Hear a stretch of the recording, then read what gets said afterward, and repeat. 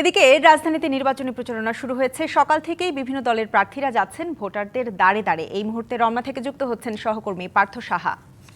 পার্থ, সারা দেশের মতো রাজধানীতে চলছে নির্বাচনী প্রচারণা। জানাবেন আপনি এই মুহূর্তে যেখানে আছেন সেখানে কেমন দেখছেন নির্বাচনী প্রচারণা?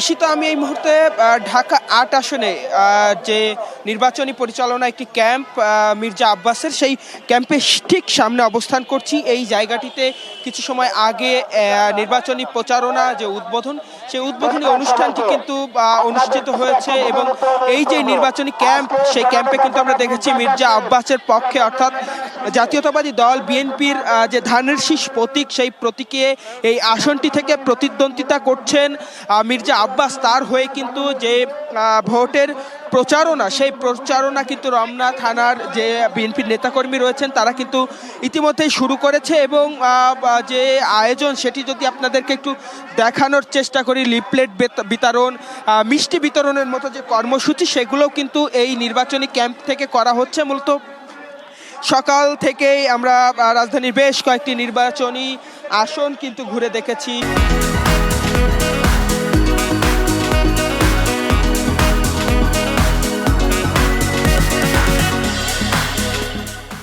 সবগুলোতে কিন্তু একই রকম বিভিন্ন রাজনৈতিক দলের যে নির্বাচনী ক্যাম্পগুলো করা হয়েছে, সেই ক্যাম্পগুলোতে নিজ নিজ দলের লিফলেট এবং নেতার যে প্রতীক, সেই প্রতীক নিয়ে কিন্তু নির্বাচনী যে কার্যক্রম সেটিও কিন্তু করা হচ্ছে। এখানেও কিন্তু একই রকম আমরা এখানে দেখতে পাচ্ছি। এখানে মির্জা আব্বাসের যে লিফলেট, সেই লিফলেট কিন্তু বিতরণ করা হচ্ছে। আমরা শুরুতে একজনের সঙ্গে একটু কথা বলবো।